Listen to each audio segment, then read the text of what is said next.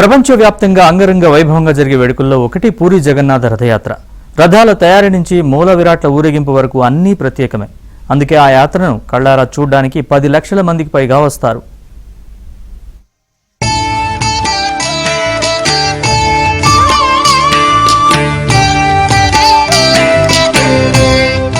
తెలుగు పంచాంగంలో ఆషాఢ మాసానికి విశిష్ట స్థానం ఉంది. వివాహాల వంటి శుభకార్యాలు జరగకపోయినా ఆషాఢం కోసం ప్రపంచమంతా ఎదురు చూస్తుంది. కారణం ఏటా ఆషాఢంలో జరిగే జగన్నాథుని యాత్ర. ఈ యాత్రను కళ్లారా తిలకించాలని, మనసారా నమస్కరించుకోవాలని కోరుకోని వారుంటారు.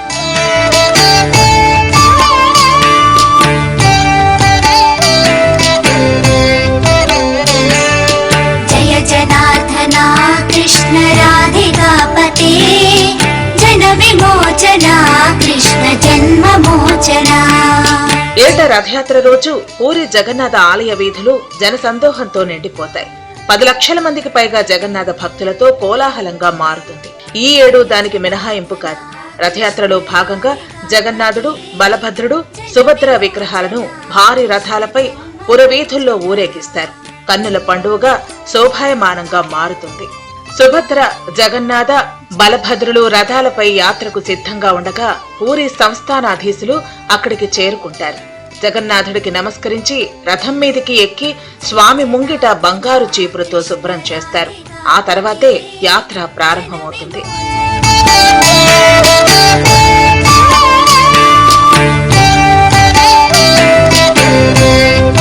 ఆషాఢ మాసం శుక్లపక్షం ద్వితీయ తిథి నాడు ప్రతి ఏటా రథయాత్ర జరుగుతుంది. జగన్నాథుడు, బలభద్రుడు, సుభద్ర తమ ప్రధాన ఆలయం నుంచి గొండిచ ఆలయానికి వెళ్లే ప్రయాణాన్ని సూచిస్తుంది. గొండిచ ఆలయాన్ని జగన్నాథ దేవుని అత్తగారి ఇల్లుగా భావిస్తారు. ఈ జగన్నాథుని రథయాత్రలో పాల్గొని రథాల తాడును లాగిన భక్తులు మోక్షాన్ని పొందుతారని ప్రగాఢమైన విశ్వాసం. ఈ జగన్నాథుని పండుగ మత, సాంస్కృతిక ఐక్యతను, సమానత్వాన్ని సూచిస్తుంది. దేశ నలుమూలల నుంచే కాదు, విదేశాల నుంచి సైతం వేలాది భక్తులు వస్తారు. లక్షలాది భక్తుల నడుమ రథం అంగుళం అంగుళం నెమ్మదిగా కదులుతుంది. ఒక్కసారి చక్రం కదిలితే ఆగదు. ఒక్కోసారి దుర్ఘటనలు జరిగినా ఈ రథ చక్రాలు మాత్రం ఆగవు. అడ్డొస్తే తొక్కుకుంటూ రథం ముందుకు వెళ్లిపోతుంది.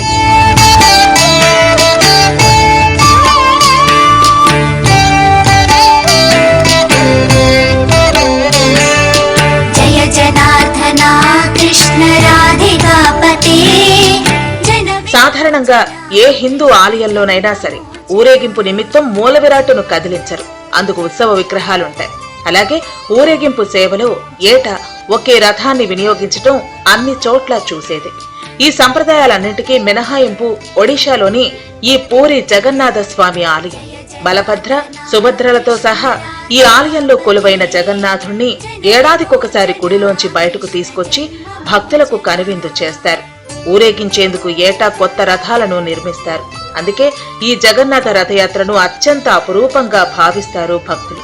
మూల విరాట్టులనే 3 మైళ్ల దూరంలోని గుండిచ ఆలయం వరకు తీసుకెళతారు. ఆ తర్వాత సుభద్ర, బలభద్ర సమేత జగన్నాథుని ఉత్సవ మూర్తులు బహుదా యాత్ర పేరుట తిరిగి పూరి ఆలయానికి చేరటంతో ముగుస్తుంది. ఇది 12 రోజుల పాటు జరిగే ఉత్సవం. పూరి జగన్నాథ యాత్ర ప్రారంభానికి ముందు స్థాన పూర్ణిమ అనేది ఒక ప్రధాన క్రతువు. రథయాత్రకు 15 రోజుల ముందు అంటే జ్యేష్ఠ శుద్ధ పౌర్ణమి రోజు స్వామివారైన జగన్నాథుడు, బలభద్రుడు, సుభద్రలకు 108 బంగారు కలశాలతో తెచ్చిన పవిత్ర జలాలతో స్నానం చేయిస్తారు. దీన్ని స్నాన పూర్ణిమ అంటారు. అయితే ఈ స్నాన పూర్ణిమ తర్వాత స్వామివారు అస్వస్థతకు గురై జ్వరం వచ్చి అనారోగ్యానికి గురవుతారని నమ్ముతారు. ఈ సమయంలో సుమారు 15 రోజుల పాటు జగన్నాథ స్వామి భక్తులకు దర్శనమివ్వరు. ఈ 15 రోజులు ఆలయంలో మంగళ వాయిద్యాలు మోగవు. ఈ సమయంలో స్వామివారికి రహస్యంగా ఆయుర్వేద చికిత్స చేస్తారని నమ్ముతారు. ఈ సమయంలో స్వామివారికి రోజు వారి నైవేద్యానికి బదులు పాలు, పండ్లు, తేనె మాత్రమే పెడతారు.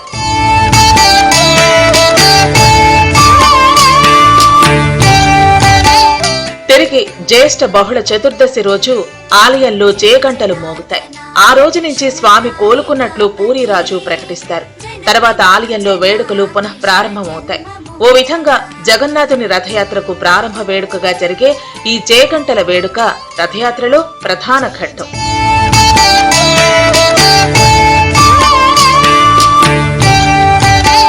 హిందువులు అతి పవిత్రంగా భావించే చార్ధామ్ పుణ్యక్షేత్రాల్లో పూరి ఒకటి. ఇక్కడ చార్ధామ్ అంటే గంగోత్రి, యమునోత్రి, బదరి కేదార్ కాదు, బద్రీనాథ్, పూరి జగన్నాథ్, రామేశ్వరం, ద్వారక, ఈ నాలుగింటిని చార్ధామ్ అంటారు. ఈ 4 ధామాలు దర్శించుకుంటే మోక్షం కలుగుతుందని హిందువుల విశ్వాసం. ఒడిషా రాజధాని భువనేశ్వర్ నుంచి 60 కిలోమీటర్ల దూరంలో ఉంది పూరి.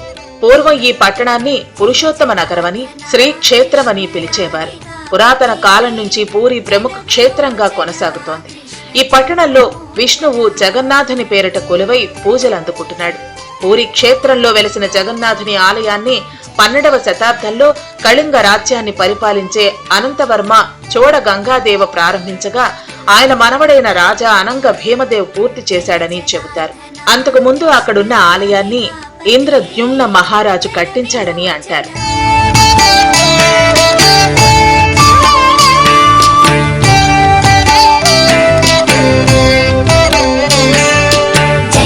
ఇక పూరి స్థల పురాణం విషయానికొస్తే జగన్నాథుణ్ణి చూడటానికి పూరి మహారాజు అడవికి చేరుకునేసరికి ఆలయంలోని విగ్రహాలు అదృశ్యమవుతాయి.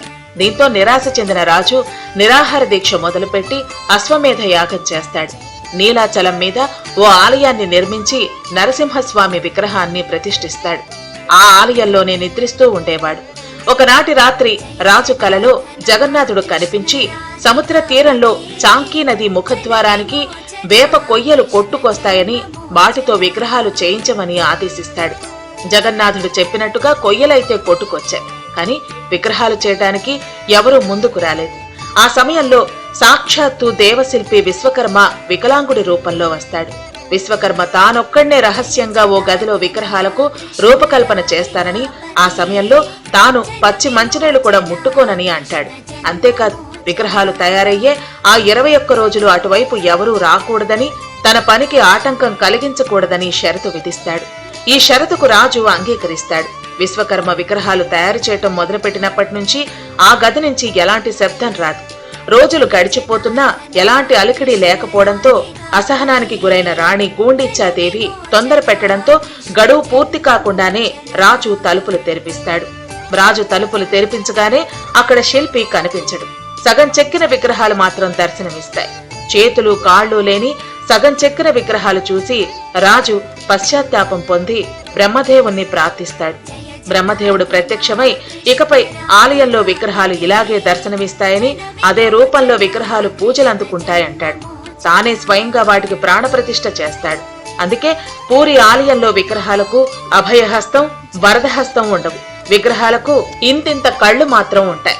बलभद्र स्वामी और सुभद्रा माता से मतलब आशीर्वाद मांगते हैं, उनसे प्रार्थना करते हैं। प्रभु जगन्नाथ जी के चरणों में यही कामना करते हैं कि उनका आशीर्वाद सदैव दिल्ली पे, देश पे और पूरे विश्व पे बना रहे और उनकी कृपा पा करके, उनके कृपा पात्र हो करके विकसित दिल्ली की छत्र छाया में इसी प्रकार से सभी लोग आगे बढ़ते रहें, सुख और समृद्धि को पाएं। उसका महत्व ये है कि राजा इंद्रदुम्न उन्होंने जगन्नाथ जी को प्रकट किया था।